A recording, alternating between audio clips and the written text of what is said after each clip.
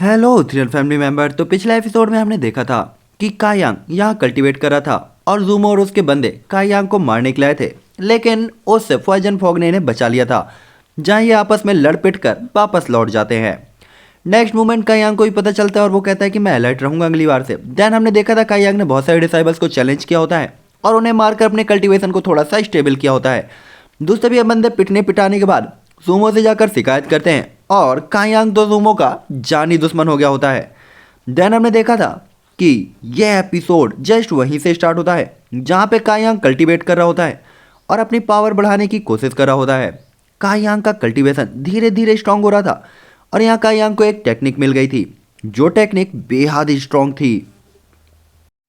हालांकि उस बुक से मिली हुई ये टेक्निक बेहद स्ट्रॉन्ग यांग एनर्जी की रिक्वायरमेंट को रखती थी, यानी कि कायांग को अगर ये टेक्निक सीखनी थी तो उसे स्ट्रॉन्ग यांग एनर्जी को पोजेस करना होगा अपनी बॉडी के अंदर, या उसे अपनी बॉडी के अंदर लाकर उसे वर्टेक्स में स्टोर करना होगा। लेकिन हमें पता था कि ये यांग एनर्जी काफ़ी खतरनाक होती है। कायांग आसपास के एटमॉस्फेयर से इसे अपनी बॉडी के अंदर ऑब्जॉर्व कर रहा होता है, तो ये बॉडी को तो बैलेंस कर रही थी, लेकिन साथ ही साथ ये बेहद गर्म भी थी, जिससे कायांग को काफ़ी ज़्यादा जलन महसूस हो रही होती है। लेकिन क्योंकि अपना कायांग इस नोवेल का लीड हीरो है, वो यहाँ पे हार नहीं मानता और इस एनर्जी को धीरे धीरे अपनी बॉडी के अंदर पोजेस कर लेता है। इस पेनफुल प्रोसेस के साथ कायांग तुरंत ही कहता है, अभी मैंने जो बॉडी में एनर्जी पोजेस की है वो इतनी भी स्ट्रांग नहीं है, मुझे और ज़्यादा स्ट्रांग यांग एनर्जी की ज़रूरत पड़ेगी। जिसके बाद वो दोबारा से यांग एनर्जी को एटमॉस्फेयर से अब्जॉर्ब करके उसे अपने कोई वर्टेक्स के अंदर स्टोर करना शुरू करता है, क्योंकि उसे एक चीज़ पता थी कि आसपास के एटमॉस्फेयर में जो एनर्जी है वो बेहद पतली है, ये अभी भी उसके टेक्निक को सीखने के लिए लाजवाब नहीं है। देन हमने देखा हुआ होता है कि इस एनर्जी के कारण कायांग की बॉडी से बेहद तेज यांग एनर्जी चारों तरफ फैल जाती है, जिससे कायांग बेहद ज़्यादा जलन महसूस करता है और तुरंत ही आगे की तरफ दौड़ते हुए जाता है। कायांग को भी उम्मीद नहीं थी कि यांग एनर्जी इतनी ज़्यादा खतरनाक होती है, लेकिन क्योंकि ये स्किल उसके लिए ज़रूरी थी, इसीलिए वो इसे अब्जॉर्ब करता है। देन वो सीधा ही पानी में जाकर एक डुबकी साध लेता है। साथ ही पानी में डुबकी लगाते ही चारों तरफ फॉग ही फॉग निकल रही होती है, जिससे हम देख सकते थे कि कायांग की बॉडी कितनी ज़्यादा हॉट हो चुकी थी। तभी कायांग कहता है, अरे थैंक गॉड मैंने पहले से पानी भर के रखा हुआ था, वरना पता नहीं मेरा क्या होता, मैं तो मुझे टमाटर जैसा हो जाता, जो कि वो लग भी रहा होता है। हालांकि कायांग तुरंत ही कहता है, मुझे नहीं पता कि और ज़्यादा स्ट्रॉन्ग यांग एनर्जी मुझे कहाँ मिल सकती है, मैं उसे भला कहाँ ढूंढूंगा, लेकिन मुझे इस टेक्निक के लिए उसकी तत्काल ज़रूरत है। जब तक मुझे वो एनर्जी नहीं मिलेगी तब तक मैं अपने कल्टीवेशन को आगे लेवल पर नहीं बढ़ा सकता। और वैसे भी अगर मुझे स्ट्रांग बनना है तो मुझे लगता है कि मुझे यांग एनर्जी को ऑब्जॉर्व करना ही होगा। साथ ही हमें पता है कि जो बीडीटीएच में अपना हीरो था वो भी यांग एनर्जी को ऑब्जॉर्व करता था और ये भी यांग एनर्जी को ही ऑब्जॉर्व करता है। देन हम देखते हैं कि कायांग अपने घर की छप्पर पर बैठ जाता है कि साला रात होने के बाद तो यांग एनर्जी चमकती हुई दिखाई देगी और जहाँ वो दिखाई देगी वो उस जगह पर चला जाएगा। यहाँ पे कायांग रात होने का वेट करने लगता है और हम देखते हैं कि रात हो चुकी होती है। साथ ही वो ये देखता है कि आसपास कोई एनर्जी नहीं है, तो वह कहता है कोई बात नहीं, मैं अगले दिन मिस्टर मिंग से जाकर पूछूंगा कि क्या है यांग एनर्जी को कल्टीवेट करने के लिए कोई प्लेस है या फिर कोई ऐसी चीज़ जो मुझे यांग एनर्जी को कल्टीवेट करने में मदद कर सके। और ऐसा सोचते हुए बेचारा घन चक्कर बन के बैठ जाता है, लेकिन तभी उसे कुछ चमकता हुआ दिखाई देता है, जिसे देखते हुए कायांग का दिल तो गदगद हो गया होता है कि आखिरकार यह चीज़ है क्या, मैंने ऐसी चीज़ कभी देखी क्यों नहीं। कायांग उस जगह पर जाने लगता है तो हम देखते हैं कि उस जगह को डीप फॉरेस्ट के अंदर होती है। कायांग जब वहाँ पहुँचता है तो उसे एक माउंटेन पर ड्रैगन क्लिप लिखी हुई दिखाई देती है, लेकिन हम देखते हैं कि हमारा कायांग यहाँ पे नहीं रुकता बल्कि वो आगे की तरफ जाता है। तो वो देखता है जहाँ से ये लाइट आ रही थी वो पूरी की पूरी एकदम मैग्मा की रिवर होती है। लावा रिवर को देखते हुए कायांग काफ़ी हैरान होता है कि मैं तो एनर्जी ढूंढ रहा था, यह तो एनर्जी का पूरा झरना मिल गया।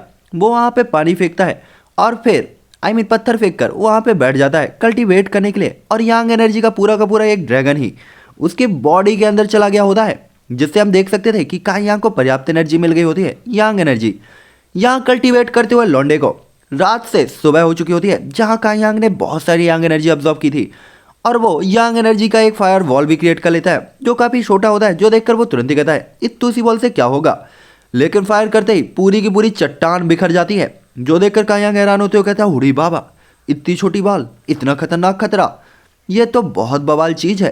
तभी उसी टाइम पे हम देखते हैं कि काई यांग के पीछे एक खूसट बुड्ढा दिखाई देता है, जिसे महसूस करते ही काई यांग उस पर अटैक कर देता है, लेकिन खूसट बुड्ढा काफी आसानी से डॉज कर लेता है। और इसके बाद वो काई यांग की तरफ देखते हुए कहता है, वाह बच्चे वाह, और अपनी छोटी सी उंगली के साथ काई यांग को दूर गिरा देता है। तभी काई यांग कहता है, सीनियर माफ करिएगा, मेरा कोई ऐसा इरादा नहीं था। तभी खूसट बुड्ढा तुरंत ही कहता है, बच्चे तुमने इतनी छोटी उम्र के अंदर फायर वॉल क्रिएट करना सीख लिया, तुम तो लाजवाब हो, काफ़ी टैलेंटेड हो। जो देखकर काई यांग कहता है, बस सीनियर ये लकीली हो गया कोइंसिडेंस के साथ। जिसके बाद वो अपने एल्डर को अपना इंट्रोडक्शन देता है और एल्डर से पूछता है, एल्डर क्या मैं जान सकता हूँ आप कौन हैं? जो देखकर एल्डर तुरंत ही कहते हैं, तुम मुझे एल्डर 11 कह सकते हो। जो देखकर काई यांग कहता है, ये कौन सा एल्डर है, मैंने कभी इनका नाम नहीं सुना। तब एल्डर कहते हैं, तुम मुझे मेरे एक ओल्ड फ्रेंड की याद दिलाते हो बच्चे। जो देखकर काई यांग कहता है, ओल्ड फ्रेंड? तभी एल्डर कहते, छोड़ो ये बातें। तो काई यांग कहता है, एल्डर वैसे इतनी ज़्यादा स्ट्रॉन्ग एनर्जी यहाँ पे यांग एनर्जी कैसे आई? जो देखकर एल्डर बताते हैं कि बच्चे यहाँ पे पहले एक मॉन्स्टर रहा करता था जो बेहद स्ट्रॉन्ग हुआ करता था, लेकिन एक कल्टीवेटर यहाँ पे आया जिसने उस मॉन्स्टर को मारा क्योंकि वो निर्दोष लोगों को मारता था। उसके मरने के बाद यहाँ पे ये लावा रिवर बनी और यहाँ पे सबसे ज़्यादा स्ट्रॉन्ग यांग एनर्जी है हमारे हेवन पवेलियन की या लिंगजो पवेलियन की। जो सुनकर तो काई यांग बेहद हैरान हो जाता है कि क्या वास्तव में ऐसा भी कुछ हुआ था। साथ ही यहाँ पे एल्डर उसे बताते हुए कहते हैं कि बच्चे उसी ने यहाँ लिंगजाओ पवेलियन को क्रिएट किया और इस जगह पर बुरे लोगों को और ईविल लोगों को पनिशमेंट दी जाती है। साथ ही साथ ये जगह यांग एनर्जी से भरी हुई है जो कि हमारे लिए ट्रेजर है, लेकिन आजकल के यंग कल्टिवेटर्स इसे इग्नोर करते हैं, जबकि ये सबसे प्रीशियस चीज़ में से एक है, लेकिन पता नहीं क्यों लोग इस पर ध्यान नहीं देते। साथ ही मैं तो यहाँ पे किसी को ढूंढने के लिए आया था, आखिरकार ये जगह एकदम ट्रेजर से भरी हुई है। जो देखा काई यांग तुरंत ही कहता है, क्या आप यहाँ ट्रेजर ढूंढने के लिए आए थे? जो देख एल्डर तुरंत ही कहता है, अरे बच्चे मैं यहाँ ट्रेजर ढूंढने के लिए क्यों ही आऊँगा, मैं तो बस यहाँ अपने किसी फ्रेंड को ढूंढने के लिए आया था, लेकिन ऐसा लगता है कि वो यहाँ पर है नहीं, इसीलिए मेरा यहाँ पे आना बेकार हो गया। तभी काई यांग कहता है कि एल्डर क्या उन्हीं ने यहाँ पे लिंगजाओ पवेलियन बनाया था? जो देख एल्डर कहते हैं, बिल्कुल, और उसका मकसद था कि हम यहाँ पे ट्रेनिंग के लिए स्ट्रांग बने और बुराई के खिलाफ लड़े ताकि कोई ड्रैगन या डेमन उतना स्ट्रांग ना हो सके। तो चलो बच्चे अब मैं जाता हूँ, तुमसे फिर मिलूंगा। जो देखा काई यांग तुरंत ही उन्हें रिस्पेक्टेडली ग्रीट करता है और कहता है, मुझे गाइड करने के लिए आपका बहुत बहुत धन्यवाद एल्डर। साथ ही काई यांग तुरंत ही कहता है, क्योंकि इन्होंने ऐसा कहा तो वो झूठ नहीं बोलेंगे, उन्होंने सच ही बोला होगा, आखिरकार कोई एल्डर मुझे झूठ क्यों ही बोलेगा, ये जगह वास्तव में ऐसी होगी। और इतना कह के वो घर लौट आता है कल्टीवेशन करने के लिए, क्योंकि काई यांग को उस खूसट बुड्ढे की बात पे पूरा भरोसा था कि उसने जो बोला है इस जगह को कि यहाँ पे एक ऐसा बंदा हुआ था, ऐसा डैमेज था और यहाँ लड़ाई हुई थी, उसने इस बात पे भरोसा कर लिया होता है। अब ये सच है या झूठ हमें नहीं पता, वो तो आगे पता चलेगा। हालांकि काई यांग जब अपने घर में लौट कर आता है तो हम देखते हैं काई यांग देखता है कि उसके घर का दरवाजा तो खुला हुआ है, जबकि उसे याद था कि वो दरवाजा बंद करके गया था। काई यांग तुरंत ही घर के अंदर जाता है तो वो देखता है कि एक लड़की उसके घर के अंदर सो रही होती है। जो देखकर काई यांग काफी हैरान होता है। साथ ही दरवाजे के खुलने की आहट से वो लड़की जाग जाती है, जो कि वही सीनियर सिस्टर थी जो काई यांग के बैटल्स को हमेशा रिकॉर्ड करती थी। ऐसा लगता है कि सीनियर का दिल काई यांग पे पूरा का पूरा आ गया, उनने तो इस बेड पे कब्जा ही कर लिया। तभी काई यांग तुरंत ही कहता है, वो आप कौन हैं और आपका नाम क्या है? तभी काई यांग कहता है, वो मैं क्या पूछ रहा हूँ? तभी वो लड़की तुरंत ही कहती है कि वो क्या आप पहले यहाँ पे कोई लैंप जला सकते हो, ऐसे अंधेरे में बात करते हो अच्छा नहीं लगता। जो देखकर काई यांग तुरंत ही कहता है, अंधेरा? अंधेरा कहाँ है, चांद की रोशनी में आप कितनी ब्यूटीफुल लग रही हो। जो देखकर काई यांग तुरंत ही हड़बड़ाते हुए कहता है, नहीं मेरा मतलब वो नहीं था, मैं आज क्या बात कर रहा हूँ, ऐसा क्या हो रहा है? दोस्तों जो सीनियर सिस्टर होती हैं वो भी थोड़ा सा शर्मा गई होती है कि ये लड़का भी ना पूरा लाइन मारेगा क्या।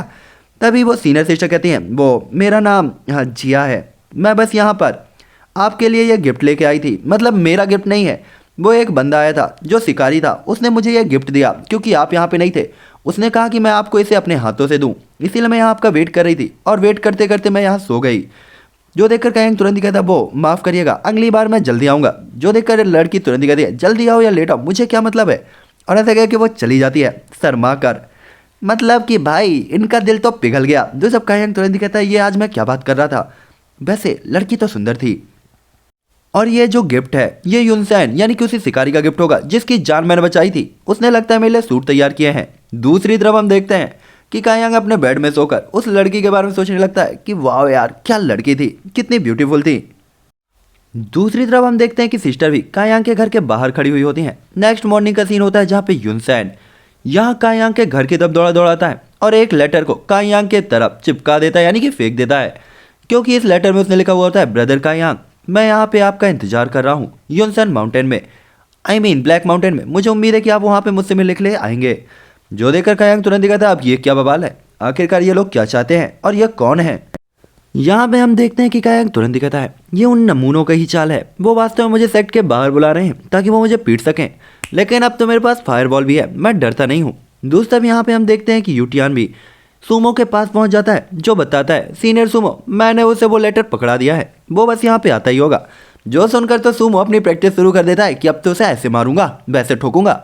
जो देखकर यूटियान तुरंत ही कहता है, इस बार उसे मत छोड़िएगा ब्रदर, उसे फोड़ दीजिएगा, उसे बताइएगा कि सीनियर सूमो कौन है। तभी हम देखते हैं वहाँ पे सामने से कोई दूसरे सेक्ट के बंदे आ रहे होते हैं। यहाँ यूटियान तुरंत ही कहता है, ब्रदर सूमो, वो वहाँ पे आ रहा है, हमें यहाँ से चलना चाहिए। वो फैंग है जो अपने ग्रुप को लीड करते हुए यहाँ आ रहा है, वो काफ़ी खतरनाक होगा, हमें यहाँ पे नहीं रुकना चाहिए। जो देखकर सूमो तुरंत ही कहता है, अबे बावली, हम यहाँ से क्यों जाएंगे, हम यहाँ पहले आए हैं, और वैसे ही मुझे थोड़ी पता था कि वो यहाँ पे आ जाएगा, क्योंकि मैं यहाँ पे आया हूँ, मैं तो यहाँ पे उसे पीट कर ही जाऊँगा। लेकिन यहाँ पे यूनटियान या यूनसन समझाने की कोशिश कर रहा होता है कि वो हमसे स्ट्रांग भी तो हो सकता है, आपके चक्कर में हम सब पिटेंगे। यहाँ यूनटियान को पता था कि आज तो हम पिटने ही वाले हैं, क्योंकि सूमो तो आधी दिमाग का बंदा है। तभी यूनटियान तुरंत ही कहता है, तुम्हारी हिम्मत कैसे हुई हमारे फैंग टावर के एरिया में एंटर होने की। तभी हम देखते हैं कि चैंग तुरंत ही कहता है, तुम हमारे एरिया पे क्या कर रहे हो, यहाँ से निकल जाओ। जो देखकर सूमो बौखलाते हुए कहता है, ये जंगल कब से तुम्हारे फैंग क्लेन के अंदर आने लग गया। जो देखकर चैंग तुरंत ही कहता है, जो भी हो अभी भी तुम्हारे पास टाइम है, यहाँ से निकल जाओ। लेकिन उसी टाइम पे हम देखते हैं पिंक बटरफ्लाई जो चारों तरफ आ गई थी, जैसे देखकर फैंग टावर के सभी लोग खुश होते हैं। लेकिन यहाँ पे सूमो तुरंत ही कहता है, ये ब्लडी औरत हूँ मैं ही, वो यहाँ पे भी आ गई, ये हमेशा ही यहाँ उल्टा सीधा काम करती रहती है। तभी उमेद तुरंत ही कहती है, ब्रदर चैंग, आपको यहाँ पे फाइट करने की क्या ज़रूरत है, अगर आपको चोट लग गई तो हम क्लेन में लौट कर क्या बताएंगे कि आखिरकार हमें क्या हुआ। जो देखकर चैंग तुरंत ही कहता है, अरे इन्हें तो मैं यूं ही पीट दूंगा, ये वाला मुझे चोट पहुंचाने की हिम्मत कैसे कर सकते हैं। ये सुनकर तो हमारा जो सूमो होता है वो नाराज होते हुए कहता है, तुम्हारी हिम्मत कैसे हुई हमें कमजोर कहने की, मैं भी बहुत स्ट्रांग हूँ, अगर तुम्हें में दम है तो आकर लड़के देख लो। लेकिन यहाँ पे युनसेन समझ गया था कि ये लड़की ये प्रिटेंड कर रही है जैसे वो फाइट रुकवाना चाहती है, लेकिन ये इन दोनों बावली चिरांदों को आपस में लड़वा देना चाहती थी और डबल गेम खेल रही थी। और युनसेन को जो लग रहा था वो एकदम सही भी था। इन दोनों के बीच में आखिरकार फाइट स्टार्ट हो ही जाती है, जहाँ ये दोनों एक दूसरे को फिस्ट अटैक करते हैं।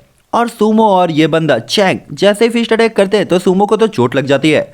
जो देखकर सूमो तुरंत ही कहता है, ये कैसे हो सकता है, ये मुझसे स्ट्रांग होकर बॉडी टेम्परिंग के ऊपर के लेवल पर चला गया, जबकि मैं अभी भी उसी लेवल पर हूँ। जो देखकर चैंग तुरंत ही कहता है, अबे बुड़बक, हमने सेम डे पर कल्टीवेशन शुरू किया था, लेकिन तेरा क्या हुआ। और ऐसा कहते हुए वो चैंग यहाँ पे उसके ऊपर अटैक करने के लिए बढ़ता है और उसके मुंह पे मारकर उसे इंजर्ड करके जमीन में फेंक देता है। जो सब कायांग ने आवाज़ों को सुनता है लड़ाई झगड़े की, जहाँ पे ये कह रहा होता है कि मैं तुम्हें छोड़ूंगा नहीं। सूमो ने यहाँ पे बहुत नाराज हो रहा होता है, लेकिन चैंग की टीम ने उसके पूरे बंदों को पेलना शुरू किया था। तभी कायांग आते हुए कहता है, अबे कमीने, तुझे छोड़ूंगा नहीं, तेरी हिम्मत कैसे हुई मेरे दोस्तों को पीटने की। हम देखते हैं कि यहाँ पे चैंग तुरंत ही कहता है कि ये कबूल है कि हमारी टेरिटरी है और ये फॉरेस्ट हमारा है, वरना मैं तुझे यहीं पे पीट पीट कर मार दूंगा। लेकिन यहाँ पे सूमो तो अपनी हालत को और हुलिया को खराब करने पर तुला हुआ था, क्योंकि जिद्दी जो था। लेकिन अब कायांग यहाँ पे कैसे रुक सकता था, आखिरकार पीछे तो उसके ही क्लेन मेंबर जा रहे थे, वो भी दूसरे क्लेन मेंबर के हाथों, यानी कि दूसरे के क्लेन के बंदों के हाथों। कायांग अपनी दुश्मनी को तो झेल सकता था, लेकिन इस दुश्मनी को नहीं। तब ये लड़की आकर कहती है, ब्रदर चैंग अब रुक भी जाइए, आपके एक और पंच से ये मर जाएगा, क्या आप इसे मार ही डालेंगे। लेकिन उसकी आवाज को सुनकर तो सूमो तुरंत ही कहता है, अरे दोगली औरत, इसके इस मखमली पंचेस से मेरा कुछ नहीं होने वाला, लेकिन अगर मुझे मौका मिला तो मैं तो तेरे टोटे टोटे कर दूंगा, क्योंकि ये सब कुछ तेरी वजह से ही है। लेकिन तभी चैंग उसे पंच मारता है। हालांकि सूमो ने अपना सिर हटाकर उससे खुद को बचा लिया होता है, लेकिन ऐसा लग नहीं रहा था कि बंदा छोड़ने के मूड में है। लेकिन ये एक और पंच अटैक कर पाता उससे पहले ही कायांग उसे रोक लेता है, जिसके बाद हम देखते हैं कि कायांग घुमा के एक लात देता है और ये बंदा उड़ता हुआ दूर जाकर गिरता है। जो देखकर सभी लोग हैरान होते हुए कहते हैं कि आखिरकार ये कौन बंदा है जो ब्रदर चैंग को इतनी पीछे फेंक सकता है। दूसरी तरफ सूमो भी हैरान होते हुए कहता है, कायांग ये मेरी मदद क्यों कर रहा है, आखिरकार हमारी तो दुश्मनी है। लेकिन यहाँ पे कायांग अपनी दुश्मनी को साइड में रखता है कि पहले तो हमारे क्लेन के बंदे को कोई नहीं पीट सकता था। दूसरी तरफ हम देखते हैं कि ये बंदे कायांग की तरफ बढ़ने लगते हैं लड़ाई झगड़े के लिए, लेकिन कायांग उन्हें बुरी तरीके से पीट कर काफ़ी आसानी से रिजॉल्व कर देता है। क्योंकि यहाँ पे काई यांग के लिए ये बंदे कोई भी खतरा नहीं थे, लेकिन सामने वाला बंदा काई यांग के लिए खतरा हो सकता था, जो इनका लीडर था। और इसी के साथ ये एपिसोड यहीं पे एंड हो जाता है।